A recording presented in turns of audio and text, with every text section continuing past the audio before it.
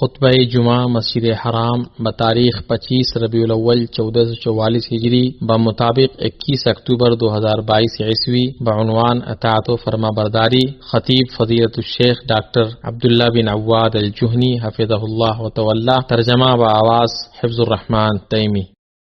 ہر طرح کی تعریف اللہ کے لیے ہے جس نے حق کے ساتھ کتاب اور میزان نازل کیا ہے۔ ہر طرح کی تعریف اللہ کے لیے ہے جس کا کلام سچائی اور انصاف کے اعتبار سے کامل ہے، اس کے کلام کو کوئی بدلنے والا نہیں اور وہ خوب سننے والا، خوب جاننے والا ہے۔ میں گواہی دیتا ہوں کہ اللہ کے علاوہ کوئی معبود نہیں، وہ یکتا ہے، اس کا کوئی شریک نہیں، اور میں گواہی دیتا ہوں کہ ہمارے سردار اور نبی محمد اللہ کے بندے اور اس کے رسول ہیں۔ اے اللہ، درود و سلام نازل ہو تیرے بندے اور رسول ہمارے نبی محمد پر، ان کے آل و اصحاب پر اور ان کی اچھے طریقے سے پیروی کرنے والوں پر۔ اما بعد، اللہ کا تقوی اختیار کرو اے مسلمانوں، اور اس سے ظاہر و باطن میں ڈرو، اور اپنے رب کو جان لو، اور اس کی ربوبیت کو جانو، اور اس کے اسماء و صفات کو جانو، اور جان لو کہ تم اللہ کے قبضے میں ہو۔ اللہ کی کتاب اور اس کی سنت کو مضبوطی سے تھام لو، نبی پاک صلی اللہ علیہ وسلم کی سنت کو مضبوطی سے تھام لو، نجات اور کامیابی اسی میں ہے۔ اللہ کے بندو، امت محمد صلی اللہ علیہ وسلم کے ساتھ اللہ سبحانہ و تعالی کے لطف و کرم میں سے یہ ہے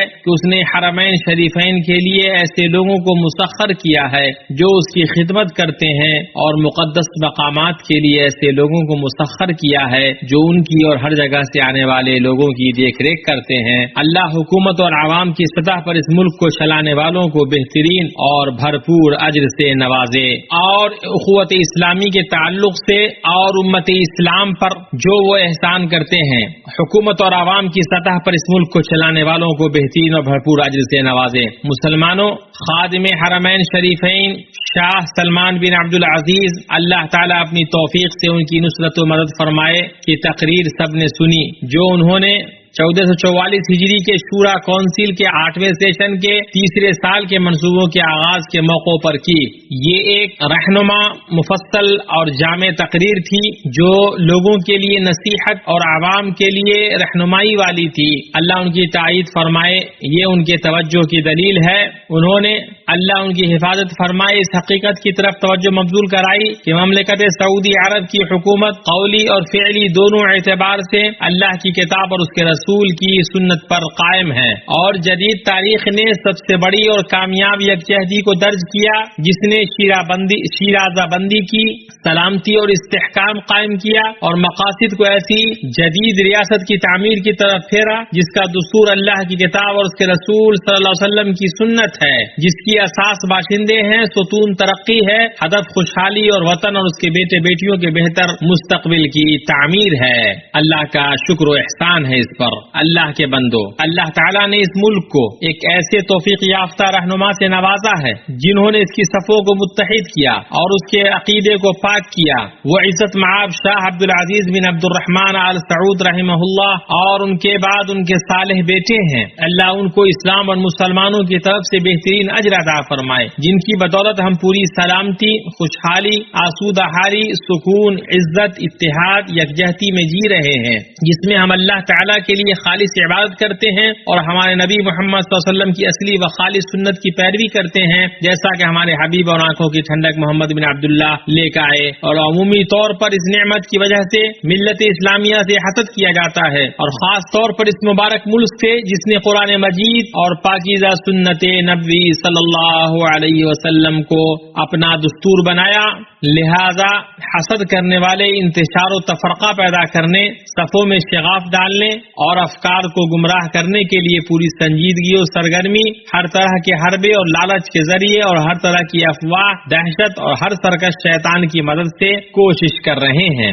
جو ذمہ داری ہر مسلمان پر عائد ہوتی ہے، مذہبی رہنماؤں کے لیے زیادہ ضروری ہے اور عام قیادت پر لازم ہوتی ہے، وہ یہ ہے کہ وہ اس ملک کے وجود، اس کے مقدس مقامات اور اس کی شان و شوکت کے عناصر کی حفاظت کریں۔ اے اللہ، ہمیں، ہمارے امام، ان کے ولی عہد اور ان کی حکومت کو ان لوگوں میں شامل کر دے جن کے بارے میں تو نے فرمایا کہ الف لام میم، اس کتاب میں کوئی شک نہیں ہے، جو متقیوں کے لیے ہدایت ہے، جو نماز قائم کرتے ہیں اور جو ان کو دیا گیا ان میں خرچ کرتے ہیں، اور وہی ہدایت پر ہیں اور وہی کامیابی پر ہیں، اور جن کے بارے میں اللہ تعالی نے فرمایا یہ وہ لوگ ہیں جنہیں اگر ہم زمین میں اقتدار بخشیں تو یہ پوری پوری پابندی سے نماز قائم کریں اور زکاتیں دیں اور اچھے کاموں کا حکم کریں اور برے کاموں سے منع کریں. تمام کاموں کا انجام اللہ کے اختیار میں ہے. ابن کثیر رحمہ اللہ نے اپنی تفسیر میں ابن سواد الکندی سے بیان کیا. انہوں نے کہا میں نے عمر بن عبد العزیز رحمۃ اللہ علیہ کو خطبہ دیتے ہوئے سنا. انہوں نے کہا الذین مکناہم فی الارض کی تلاوت فرما کر فرمایا سنو یہ ذمہ داری صرف حکمران کی ہی نہیں بلکہ حکمران اور رعایا دونوں کی ہے. کیا میں تمہیں یہ بات نہ بتا دوں کہ حکمراں کے اوپر تمہارا اور تمہارے اوپر حکمراں کا کیا حق ہے؟ حکمراں پر تو یہ ہے کہ تم اس سے حقوق الہی لے، اللہ کے حق کی کوتاہی کے بارے میں تمہیں پکڑے اور ایک کا حق دوسرے سے دلوائے اور جہاں تک ممکن ہو تمہیں صراط مستقیم سمجھاتا رہے. تم پر اس کا یہ حق ہے کہ خوشی خوشی اس کی اطاعت گزاری کرو اور ظاہر و باطن میں کسی بھی طرح اس کی خلاف ورزی نہ کرو. اللہ کا تقوی اختیار کرو اے مسلمانوں. اللہ تعالیٰ کی رسی کو سب مل کر مضبوطی سے پکڑو اور پھوٹ نہ ڈالو. اپنے رب کی کتاب کو تھام لو، یہ تمہیں وہ راستہ دکھائے گی جو سیدھا ہے. اپنے نبی کی سنت کو ہر مساعد و نامساعد حالات میں مضبوطی سے تھام لو، کامیاب اور راہیاب ہوگے. حکمرانوں کی اطاعت کرو، توفیق و درستگی اور کامیابی حاصل کرو گے. اے اللہ ہمیں قول ثابت کے ذریعے دنیا اور آخرت دونوں میں ثابت قدم رکھ. اے اللہ تیرے ہی لیے ہر طرح کی حمد ہے، تو ہمارا رب ہے. تو ہی ہر طرح کی حمد و ثنا کے لائق ہے کہ تو نے ہمارے عقیدے کی اعلی سے حفاظت فرمائی، ہمارے ملک کو ابلیس کی دسیسہ کاریوں سے بچایا، ہمیں ایمان اور توحید کی ہدایت دی. تیرے ہی لیے ہر طرح کی حمد ہے کہ تو نے ہمارے امام کے ساتھ ہماری شیرازہ بندی فرمائی، ہمارے قائد کے پیچھے ہماری صفوں کو متحد کیا، ہماری مدد فرمائی، ہمیں سرخروئی عطا کی، ہمارے دشمنوں کو شکست دیا، ہمیں فتنوں سے محفوظ رکھا. اے اللہ ہمیں اپنی نعمتوں سے کہ شکر بجا لانے کی توفیق عطا فرما اور ہمارے لیے اپنے فضل و احسان میں اضافہ فرما. ہمارے باپوں کی، ماؤں کی اور تمام مسلمانوں کی مغفرت فرما. بے شک تو بخشنے والا، رحم کرنے والا ہے.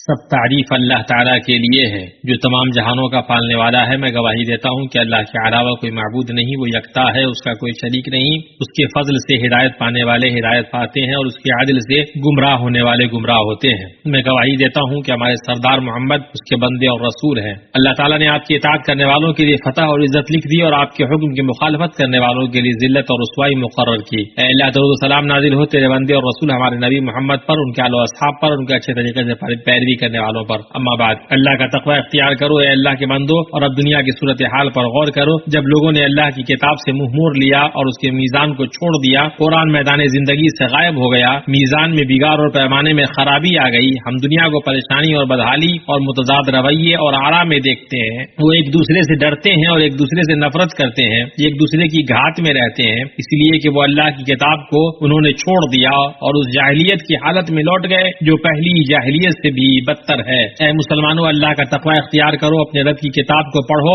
اور اس کے مطالب کو سمجھو، اس کی ہدایات کو اختیار کرو، اس کے احکام پر عمل کرو اور تمام حالات اور اپنے تمام خاص و عام معاملات میں اس کے طریقے پر چلو. اور یہ الحمدللہ اس ملک میں اپنایا جانے والا طریقہ ہے جس ملک کو اللہ نے ایک بیدار قیادت سے نوازا ہے جو اللہ کے دین کے ذریعے حکومت کرتی ہے اور اسلام کے راستے پر چلتی ہے. ہم اللہ سے دعا کرتے ہیں کہ وہ اس ملک کو حق پر ثابت قدم رکھے، ہمیشہ اس کو توفیق سے نوازے، اس کے لیے راستے کھولے اور حسد کرنے والوں کی سازشوں اور ظالموں کے ظلم کو دور کرے. اے اللہ جو ہمارے ملک اور ہمارے حکمرانوں کا برا چاہے تو اسے خود میں مشغول کر دے، اس کے مکر کو اسی کی گردن میں ڈال دے، ان پر گھیرا ڈال دے. اے قوی و عزیز، اے اللہ مسلمانوں کے حکمرانوں کو تیری کتاب سے فیصلہ کرنے اور اپنے نبی محمد صلی اللہ علیہ وسلم کی سنت کے مطابق عمل کرنے کی توفیق عطا فرما اور انہیں ہدایت دے کہ وہ تیری طرف لوٹ آئیں اور تیری شریعت کو حکم بنائیں اور ان کے دلوں کو تو اپنی محبت اور خوف اور جو کچھ تیرے پاس ہے اس کی خواہش سے بھر دے. پھر جان لو اللہ تعالیٰ مجھ پر اور آپ پر رحم کرے کہ اللہ نے تمہیں ایک حکم دیا ہے جس کی شروعات خود سے کی ہے. اللہ جل وعلا کا فرمان ہے،